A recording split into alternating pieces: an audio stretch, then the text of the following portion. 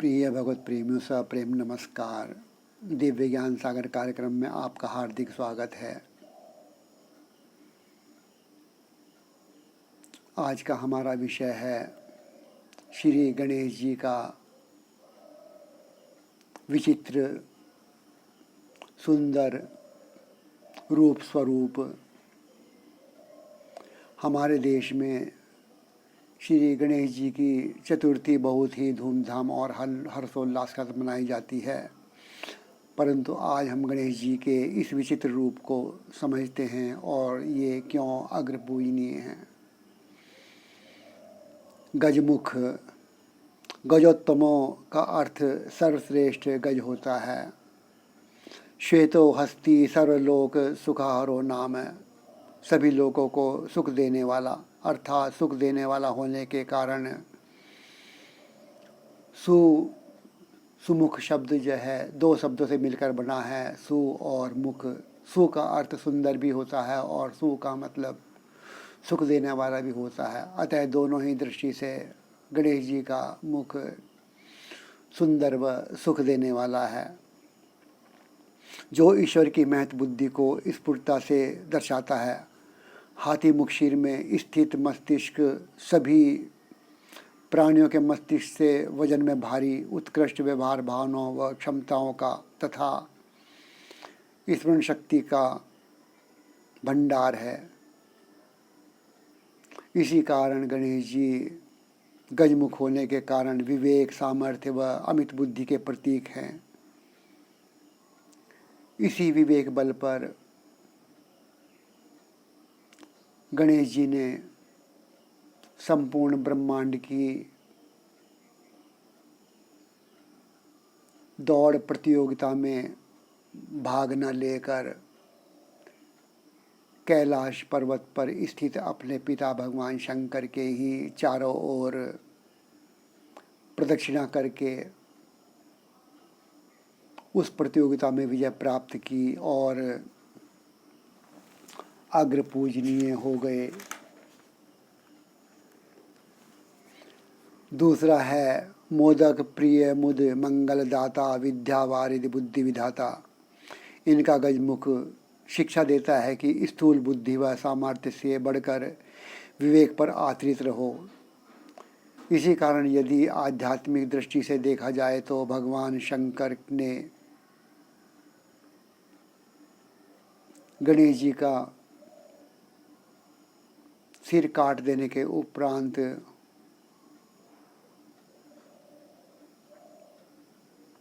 यानी कि मनुष्य की जड़ बुद्धि है, इसलिए उन्होंने उस सिर को काटकर उत्कृष्ट शल्य चिकित्सा यानी सर्जरी के द्वारा गजमुख ही गणेश जी के धड़ पर प्रत्यारोपित अर्थात हेड ट्रांसप्लांटेशन किया, जो आज भी वैज्ञानिकों डॉक्टरों के लिए दिवा स्वप्न ही है। तीसरी आती है हाथी की लचीली सूंड।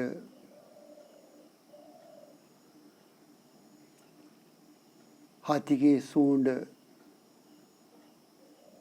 में सूक्ष्म से भी सूक्ष्म यानी महीन से महीन सुई को भी भूमि से उठा लेने की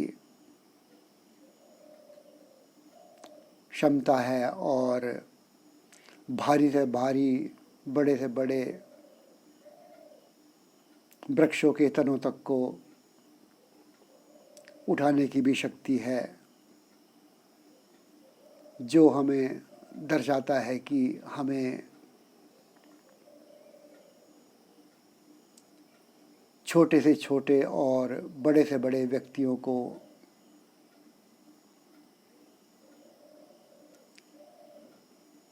समान रूप से महत्व देना चाहिए, समान रूप से आदर सम्मान करना चाहिए।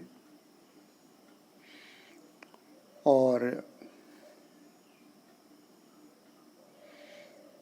हाथी की सूंड प्रकृति की सूक्ष्म व स्थूल तरंगों को भी पकड़ लेती है, अर्थात हमें बाहरी जगत के आचार व्यवहार को भी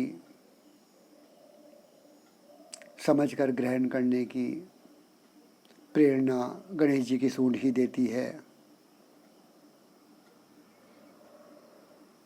चौथी बात, जैसा कि हम देखते हैं प्रत्येक प्राणी की जीभ अंदर की ओर जुड़ी होती है और बाहर की ओर निकलते हुए स्वतंत्र होती है, परंतु ठीक इसका उल्टा हाथी की जीभ का अग्रभाग जुड़ा हुआ होता है और कंठ की ओर का भाग स्वतंत्र होता है, जो हमें शिक्षा देता है कि हमें बाहरी विषयों को त्याग कर अंदर ही जो अमृत भरा पड़ा है हम उसी का पान करें। दूसरे, हम परदोषों को ग्रहण न करके अपने ही दोषों को देखें ताकि हम उनको त्याग सकें। पांचवा है एक दंत।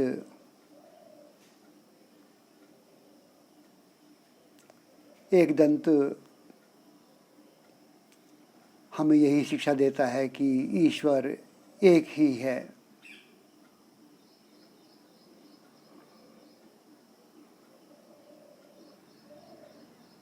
इसके अलावा जो सब कुछ है वह माया ही है, और चूँकि ईश्वर दयावान है इसलिए कहा भी गया है एक दंत दयावंत।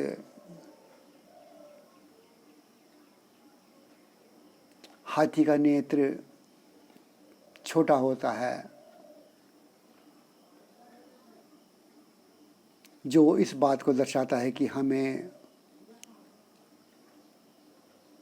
सूक्ष्म व केंद्रित दृष्टिकोण अपनाकर ही अपना लक्ष्य प्राप्त करना चाहिए।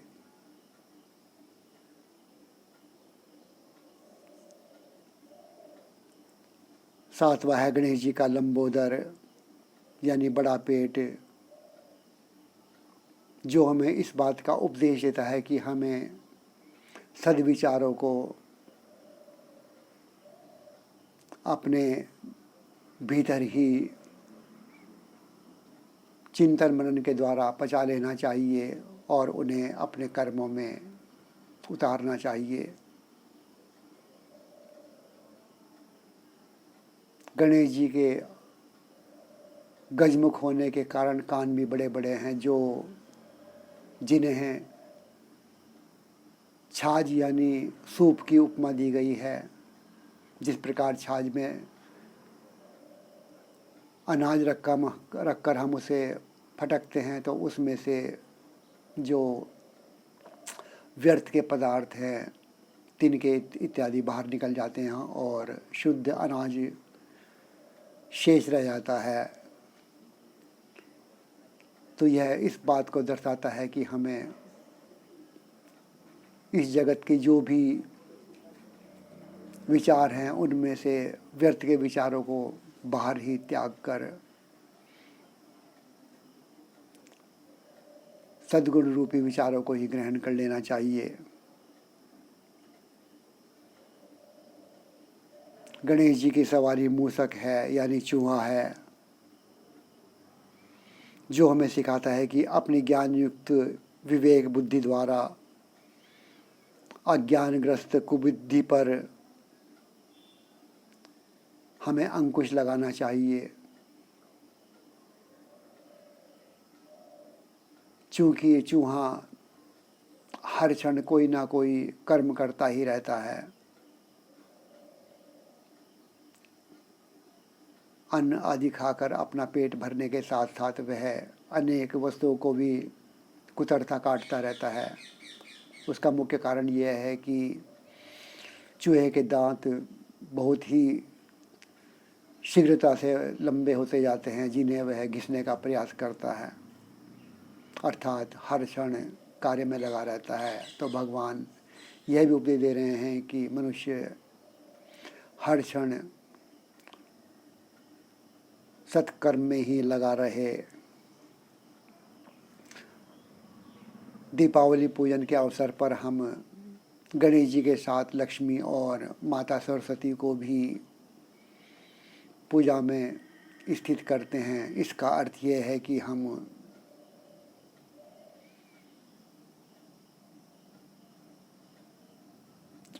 माता सरस्वती यानी ज्ञान के द्वारा, लक्ष्मी यानी लक्ष्य को प्राप्त करें, और साथ ही गणेश जी के 2 कर कमलों में हम एक में पुस्तक और एक में अंकुश देखते हैं, जो इस बात को दर्शाता है कि हमें अपने विचारों, अपने द्वारा कमाई गई धन मान प्रतिष्ठा संपत्ति पर अंकुश लगा कर रखें ताकि वह सुरक्षित रहे।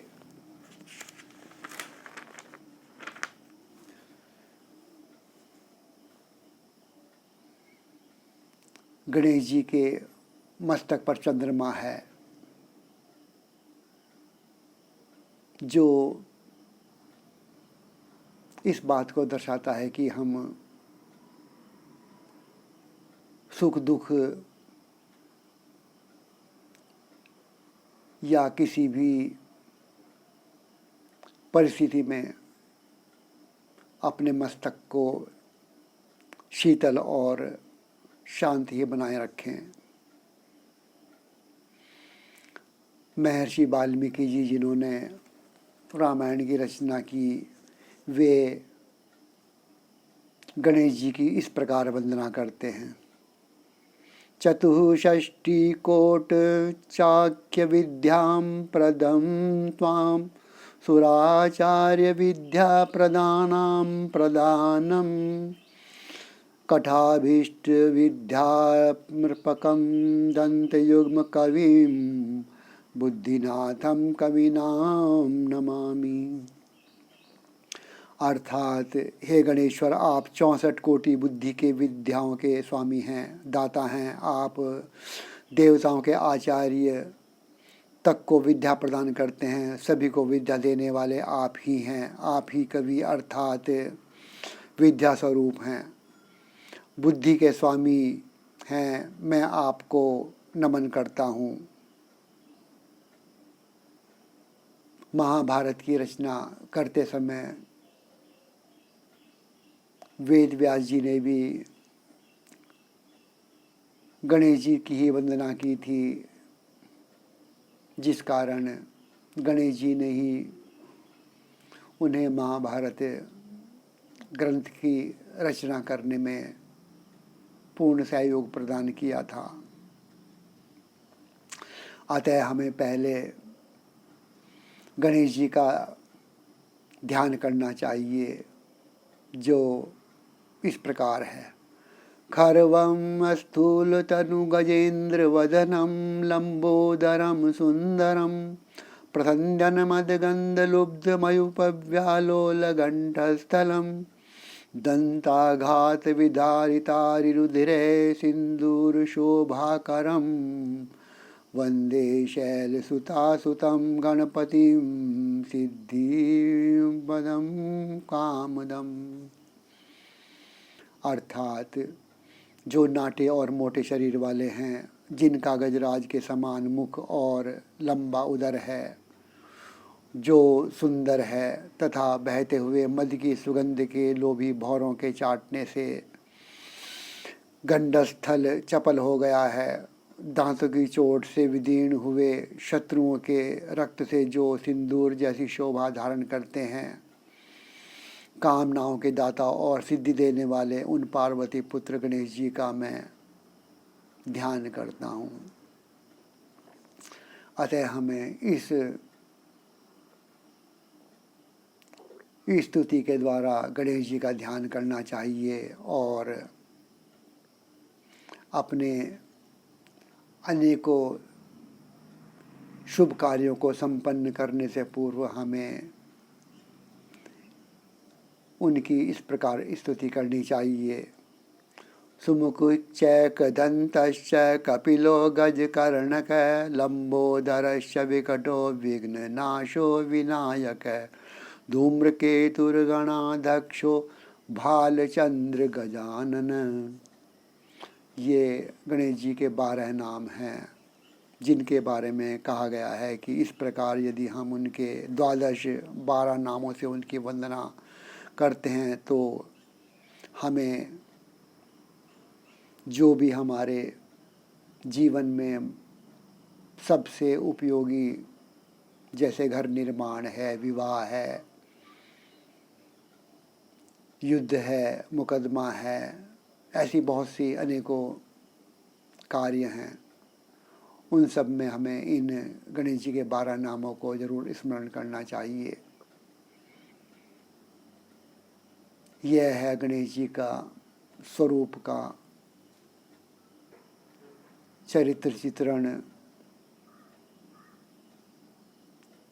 अतः हम गणेश जी को श्रद्धा भक्ति से सदा नमन किया करें। बस आज इतना ही। नमस्कार।